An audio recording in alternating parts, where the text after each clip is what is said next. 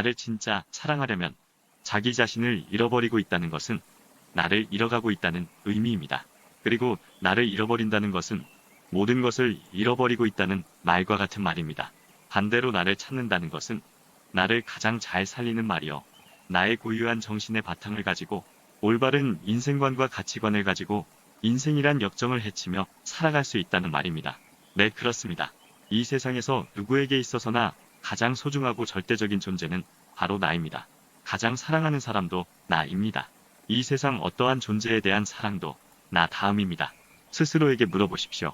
나보다 더 소중한 것은 무엇인가? 나보다 더 사랑하는 존재는 무엇인가? 없습니다. 그런데 나를 진정으로 사랑하고 소중히 여긴다면 어떻게 해야 할까요? 내 마음대로 내 몸만 편하게 하는 행동만 하고 사는 것이 나를 진정으로 사랑하는 것일까요? 아닙니다. 나를 진정으로 소중하게 여긴다면 나를 올바르게 깨우치고 살아가야 하는 것입니다. 그러나 우리 같은 보통 사람들은 깨우치며 살아가야 한다는 것이 그리 쉬운 일은 아닙니다. 나에 대한 사랑은 나에 대한 집착이며 나에 대한 집착은 순과 역을 동반합니다. 나에게 맞고 좋으면 탐욕심을 일으키고 나에게 맞지 않거나 거슬리면 시기하고 질투하고 배척하고 분노합니다. 나라는 집착에 울타리를 쳐서 스스로 갇히고 이기적인 내 사랑과 어리석은 나의 굴레에서 어서 빨리 벗어나야 합니다. 내 사랑에 취한 이기적인 생각들을 버리고 나를 올바로 깨우치고 살리는 참된 내 사랑의 길로 돌아가야 합니다. 이 길로 돌아가기 위해서는 무엇보다 먼저 해야 할 일은 무엇인가? 나에 대한 사랑에 도취되어 바깥에서 나에 맞는 것을 찾고 행복을 찾고자 하는 버릇, 즉 그런 습관부터 고쳐야 합니다. 사실 우리들 자신이 나를 올바르게 인도하지 못하는 가장 큰 이유는 너무 팍팍하게 살다 보니 자기 스스로의 내면을 돌아볼 마음의 여유조차 갖지 못하기 때문입니다. 바깥 일에 연연하다 보면 나를 잃어버리지 않을 수 없습니다. 돈, 이익, 외모, 사치, 명예, 권력, 이성 등에 빠져들다 보면 저절로 나를 잃어버리게 됩니다. 바깥 대상에 지나치게 이끌리면 나 자신이 산산조각으로 해체되기 때문입니다. 물질적인 것에 빠져들어 탐욕을 일으키면 나는 없어지고 맙니다. 돈 버는 일에 몰두하다 보면 나를 잃고 이성에 빠져 나를 잃고 명예와 권력을 쫓아가다가 나를 잃고 남과 비교하다 나를 잃고 맙니다. 과연 이 결과가 무엇인가요? 허무와 손실과 몰락과 불행뿐입니다. 그렇다고 돈을 벌지 말라는 뜻은 아닙니다. 가난하고 궁핍하게 살라는 말은 더더욱 아닙니다. 인도 사람들은 우리보다 더 빈곤하고 가난하게 살고 있습니다. 오랜 역사를 가진 인도이지만 오늘날까지도 가난과 빈곤을 안고 살고 있습니다. 그러나 인도 사람들이 그 가난을 어떻게 받아들이고 생각하며 살아가고 있는가 하는 점은 우리와 큰 차이를 보이고 있습니다. 인도인들은 일반적으로 가난하다는 것을 그다지 부끄러워하지 않습니다.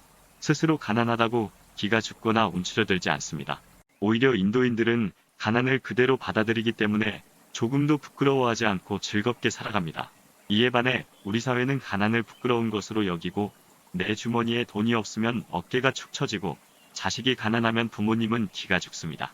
그러나 인도인들은 가난에 대해 무관심을 넘어 초연합니다. 오히려 그들은 물리적 빈곤보다 정신적 빈곤을 더 우려합니다. 우리는 물질적인 풍요가 정신적인 풍요와 비례한다는 환상이나 물질적 가난이 정신적 가난을 낳는다라는 착각을 빨리 버리고 지혜롭게 살아가야 합니다. 그리하여 외형적인 것을 쫓아가는 나의 삶을 바꾸어야 합니다. 잊지 마십시오. 외형적인 것을 너무 추구하며 살다 보면 나를 더 많이 잃게 됩니다. 그렇다고 바깥 대상을 거부하며 살라는 것은 물론 아닙니다. 나 자신이 욕심에 차 있는 것은 아닌지, 너무 물질적인 것에 취하여 남도 아랑곳하지 않고 남의 목까지 빼앗아가며 독식하고 있는 것은 아닌지 늘 스스로를 점검하며 살아가라는 말입니다. 물질적인 것을 좀 더 객관적으로 바라보면 서로 상생할 수 있는 길이 열리는 것입니다. 그러면 당신은 지혜롭게 인생을 풍부하게 그리고 노자의 말처럼 물 흐르는 듯이 순리대로 사는 것입니다. 한편 불교보다 더 무소유를 강조한 종교가 있습니다. 바로 인도의 자이나교입니다. 우연히 전나의 늙은 도인을 만났는데 바로 그 자이나교의 승려였습니다. 늙은 도인에게 다짜고짜 물었습니다. 이렇게 홀랑벗고 사는 이유를 쉽게 설명해 줄 수 있습니까? 늙은 도인왈 태어날 때 옷을 입고 태어났습니까? 아니지요. 바로 아무것도 걸치지 않고 우리 인간은 홀랑벗고 태어났습니다.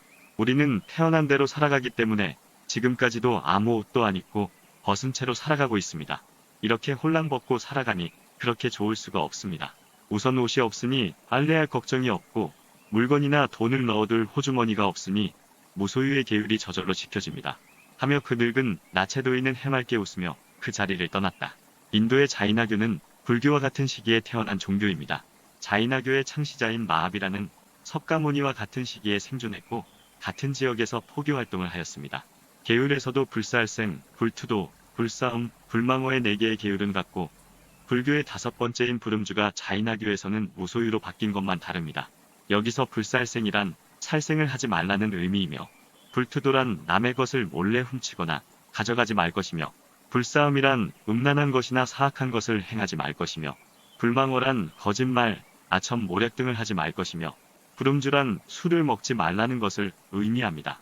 인도 자이나교 창시자인 마하비라는 12년 동안 고행할 때 입고 있던 옷이 다 닳아서 없어지게 되자 나체 그대로 고행을 하였다고 합니다.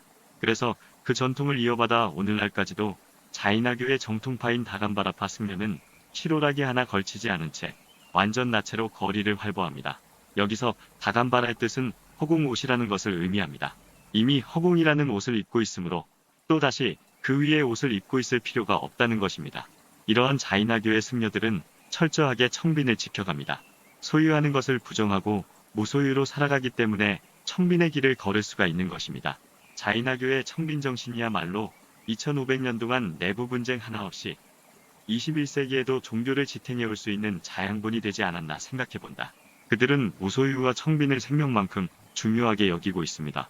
무소유와 청빈.